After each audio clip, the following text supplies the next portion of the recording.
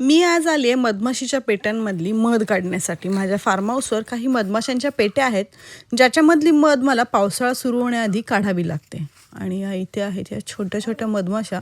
Please कोणी कमेंटमध्ये विचारू नका, की या मधमाशा चावत नाही का? ती मधमाशी आहे त्यामुळे ती ऑब्व्हियस चावते.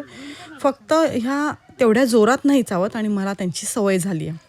सो त्या मधमाशीच्या पेट्यांमधली रॅक मी बाहेर काढली, तिथल्याच पेटीला अडकवली आणि हळूहळू करून त्याच्यावरच्या सगळ्या मधमाशा उडवून लावल्या, म्हणजे जेणेकरून त्याच्यावर असलेली लेयर मला अलगद काढता येईल. आहाहा! ती मध काढण्याआधी त्याच्यावरचीच खायला भन्नाट मजा येते.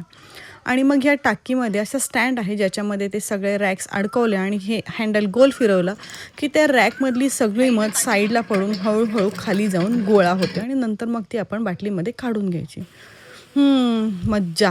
अशा माझ्याकडे खूप पेट्या आहेत आणि मग खूप साऱ्या पेट्यांमधली मध ऑलरेडी उडून गेली आहे. मधमाशांनी ती खाऊन झाले, त्यामुळे बरेच पोळे असे रिकामे दिसत आहेत. पण तरीसुद्धा त्याच्यामधले काही अगदी भरलेले आहेत. त्या सगळ्यांमधली मध मी काढून घेतली. चांगलं आहे.